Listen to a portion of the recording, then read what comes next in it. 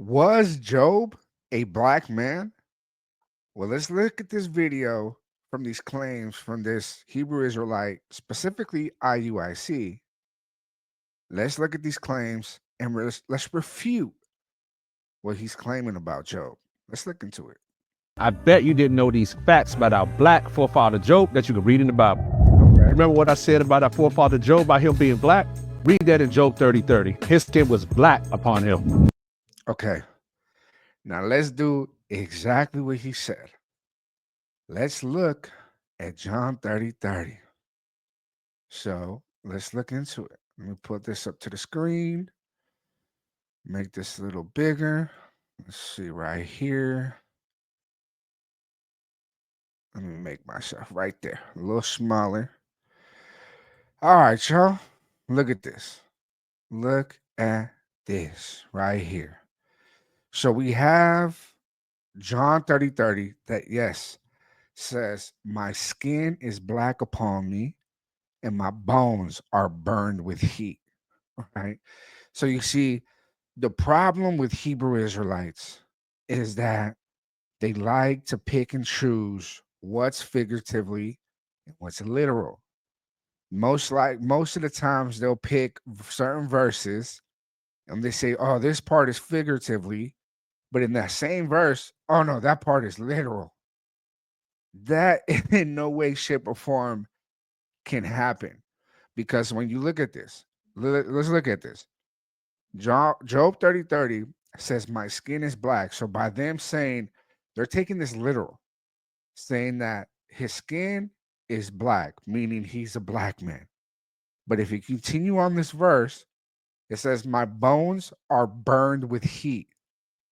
So does that mean his bones were burned? Or does that mean something figuratively? Right? And so even the thing also about Hebrew Israelites is that they love to take things completely out of context. Because when you read the verses before this, look at what it says.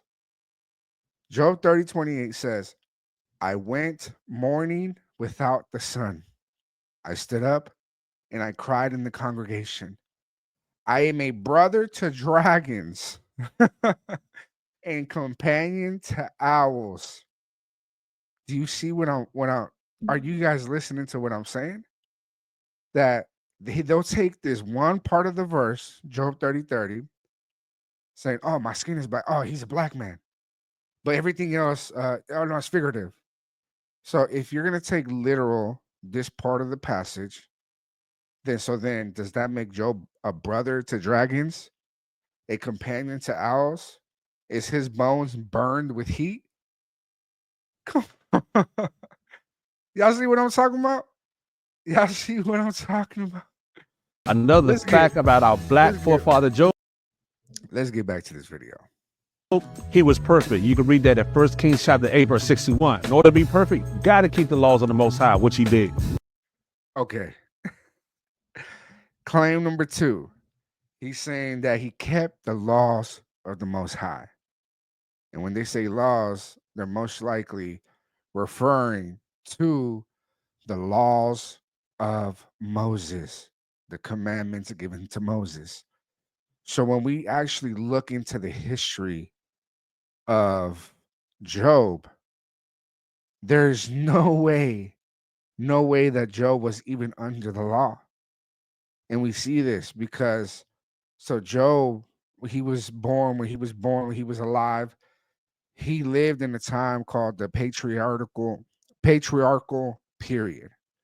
This is before the law was given to Moses on Mount Sinai. Several clues suggest that there's no mention of the law or even Israel in the whole book of Job.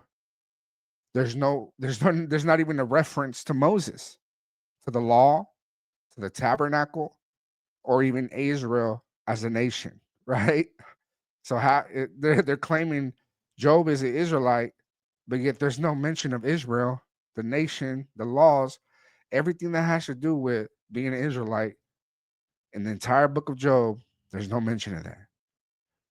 You have also the patriarchal practices that Job, like Abraham, that wasn't an Israelite,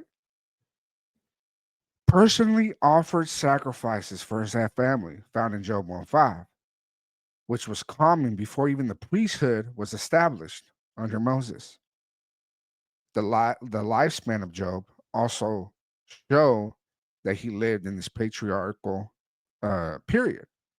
The same way, the same length that he lived is also the same length that like Abraham lived and all those people in that time. Then the cherry on the ice cream, right?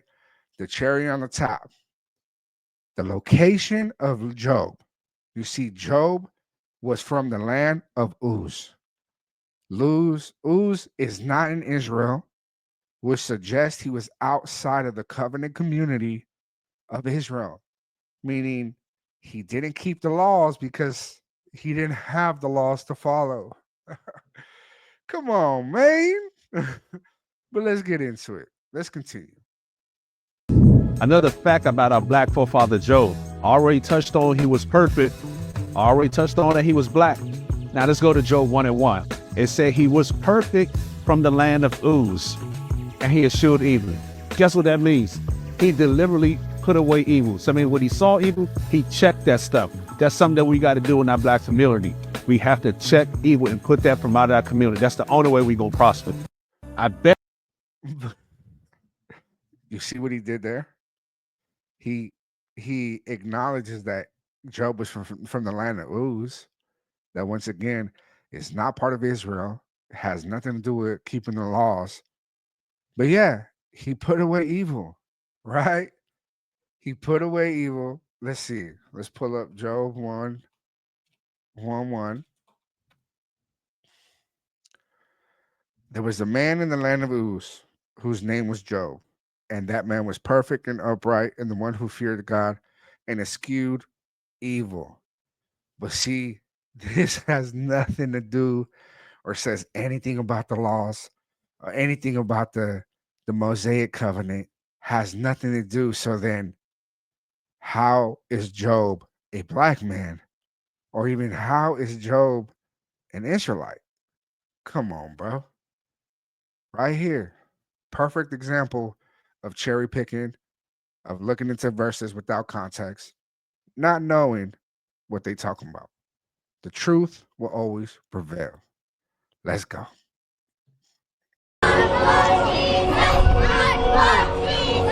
Jesus took it to the street. Street fishing, all up in a mission.